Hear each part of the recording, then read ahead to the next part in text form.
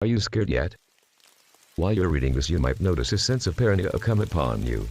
That's fine, but for me, I've been reading scary stories my whole life since I was almost 7, and 35 now. Nothing really scares me anymore. Ghost, monsters, the deep web/dark web. I've seen them all. I've always wanted to be scared, so I've been looking for scary stuff for the past few years. Nothing as really has been interesting, until I came upon this one story a few days back, a playlist really. I was looking on Reddit and I came across an r/NoSleep scariest stories. It was a group of about 21 stories. I've read them all, of course, and when I got the last story, I thought it was be all the same, like the last 20 stories I read. I mean, they're pretty different at most, and I actually did like them. But the last story is the one I've been obsessing over. The story, it just really hit me different, I guess, because it was similar to experience I had before. Well, that is what kinda got me into scary stuff in the first place anyways. I might as well tell the experience, give you some backstory, why I like being scared and why I'll always obsess over the feeling. Actually, it scared me so bad I still remember most of the details almost 30 years later. I was 6 years old, in about a month I would turn 7, makes sense now. My mom was washing me in the bathtub. Of course, my young self was enjoying the pleasure of the hot water, but my mom said she would be getting my towel, so she left and told me not to drown, with a laughing voice. Her bedroom was next to the bathroom I was in, but I couldn't see inside the room. All I could do was listen. So, as I was playing with my toy truck in the water, expecting my mother to come out at any moment with my towel, I heard a scream. It wasn't a normal scream though. It was cut off so quick if you wasn't paying attention you wouldn't have heard it all. For me, I almost didn't hear it. It was my mom, though. The scream was cut off so quick I just assumed it was her.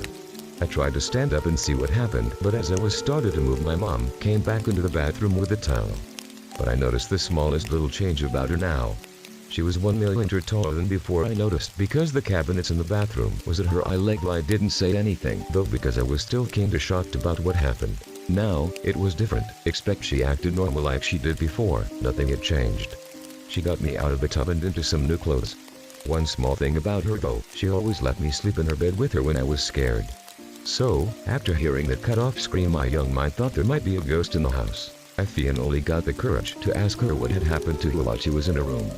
I asked her, but there was no response. All she would mutter is that she saw the cat under the covers moving and thought it was something weird, but quickly realized. I wasn't convinced though, but that's all she said over and over, that same story.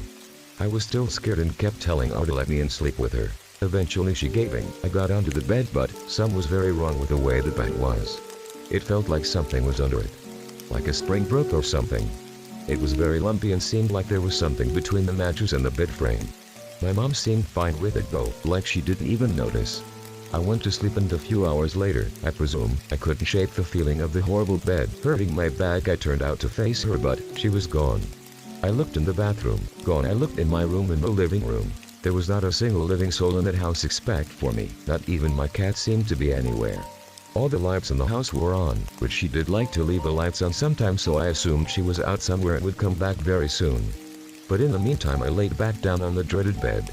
I has to see what was under there. I used all my 6-year-old strength to push the mattress up, and my mother.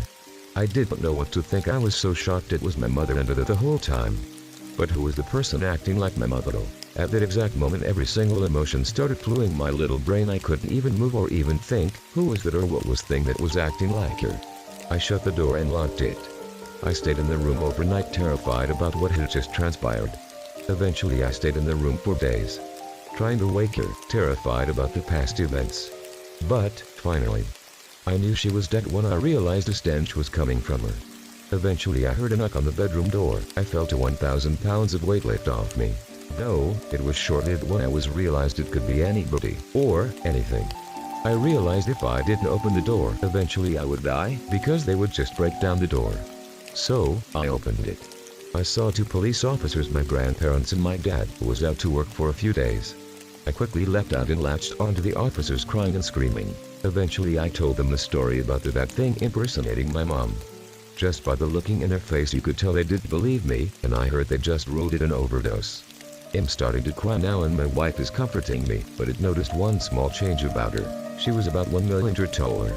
Or it's probably the tears in my eyes, messing up my vision up. As she was comforting me I realized what that 1 millimeter meant, and I nearly screamed, but I didn't say anything. All she said was, "Are you scared yet?" Rizzo the hospital clown. I am a nurse in one of the most renowned children's hospitals in the country. I have worked here for almost 8 years and I can only say it stands true to its title. The pay is good and I get along with my co-workers without much problem. Everything is perfect in this hospital except one thing, it's Rizzo the hospital clown. When I joined this hospital I was told by my fellow colleagues about this rumor that has been circulating in the hospital since its establishment. The rumor is about a certain clown named Rizzo, weird name right, who roams the hospital and visits the sick children. None of the adults has ever seen him, but so many children have seen him over the years that it can't be considered as an elaborate prank. When they told me about him I thought they were trying to tease me for being a newbie, and I took it as a joke and said yeah, perhaps Cinderella visit on Sundays too. They gave each other a look and left the topic at that. I got busy with work and completely forgot about our conversation. In my 3rd week at the hospital, I was doing a morning checkup on every patient on the floor. When I entered Kevin's room he was awake and smiling from ear to ear. "Good morning, why are you up so early?" I asked. The clown came to me at night. He was so funny. When he entered the room his pants fell and he duck walked to my bed because he was juggling balls so he couldn't pull his pants up. Kevin replied in one breath, still smiling as if remembering the last night's event. I remembered the conversation with my colleagues and thought perhaps they have set up an elaborate prank by involving this kid. This was going too far. I was a bit mad so I quickly finished the checkup and went to confront my coworker. Her name was Emily. She has been working here for 13 years. She was the one who told me about the clown, so naturally I thought she was the culprit behind the prank. She was in the lunchroom drinking a cup of coffee. "You need to stop with the prank, it has gone far too long and it isn't funny," I said, approaching her table. "What are you talking about? What prank?" she asked, looking at me with confused look. I rolled my eyes and said, "Don't ape naive, you told me about the clown and to scare me you even involved a child to play part in your prank." She stopped sipping on her coffee and gave me an odd look and said in a serious tone, "Explain from the beginning." So I did just that. I told her how I was going the routine rounds and told everything about my little chat with Kevin. After I was done I looked at her for an explanation. She just sipped her coffee and stared at the table. Her face looked a little paler from when I entered the room and I noticed her hands were shaking a little bit. I stood there impatiently and was about to speak when she spoke. "The clown is real," she continued. "You can ask anyone from the staff, it isn't a prank or test for new workers. The clown is real, or as real as a ghost can be." "A ghost?" I was a bit shocked to say the least. I do not believe in ghosts. I think the concept of them was created to scare small children. Yes, I don't know how to properly explain it, but it has been here before I joined. No one knows who he is or where he came from. All I know is he can be seen by children only. We have tried to capture him in CCTV, but there has been no evidence of a clown in any footage. He visits patient randomly. We can't figure out any pattern in his visitations. He visits the patient, make them laugh, talks to them and leave.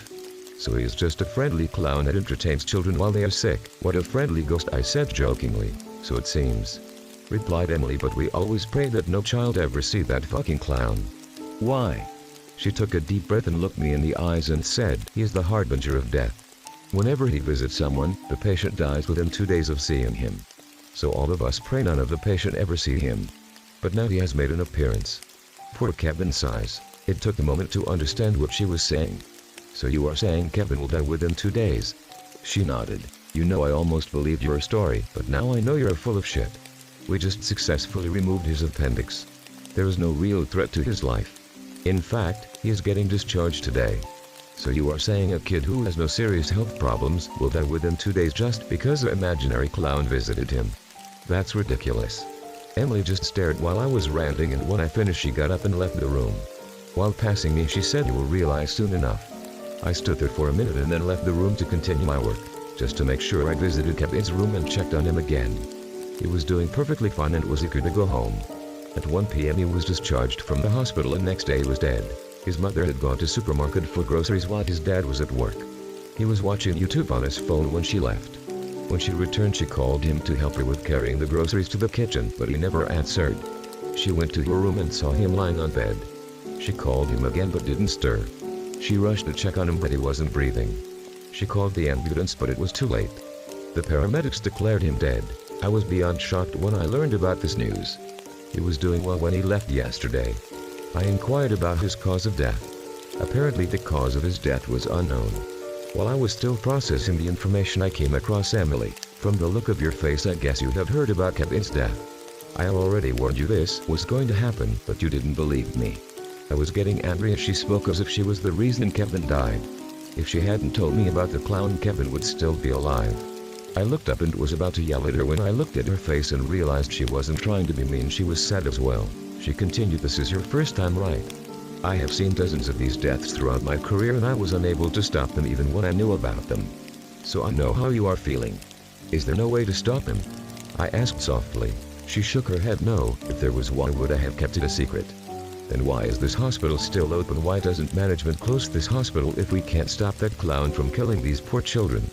I asked a bit angrily. "Because Rizzo only appears in front of 3-4 children in a year.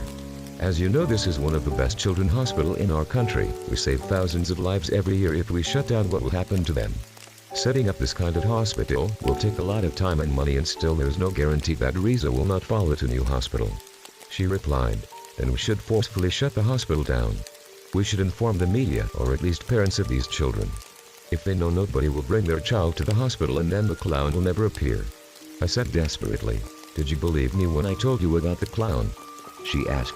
I was silent. "You didn't. Same will happen if we try to inform the world. No one is going to believe it.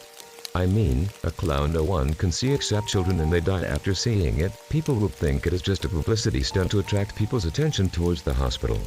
She continued, "Besides, some of these children require expert medical treatment which only we can offer.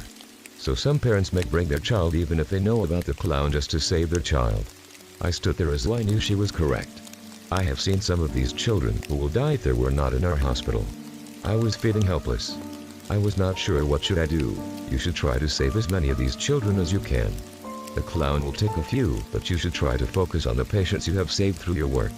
This may help you a little to keep you sane." With that, she left me there standing alone to continue her work. I stood there for a while thinking about her words, and I decided that in there I will follow her words. I will try to save every patient that I can, no matter how much time it takes. Years passed and I threw myself into work. During the first 6 years of my work, Rizzo appeared 23 times in front of children. All 23 of them died. These last 2 years Rizzo didn't appear at all. Me and everyone else thought he has left for good. But all of our hopes were shattered today. There were 283 patients in hospital rooms last night. He appeared in all of them. We saw our neighbor dead through her back window. 15 minutes later she answered the door. Around a year ago we had a new neighbor move into the vacant property next door. We lived in a quiet neighborhood, mainly filled with families and a few retirees. It was just me and my wife Kate. We had lived there for the last 3 years after getting married. The house next door had been empty since we moved here. One morning we noticed the moving van pulled outside the house before we went to work. There was a woman standing in the driveway, directing the various removal people, carrying boxes. She was possibly 35 to 40 years old, slim-built with shoulder-length brown hair.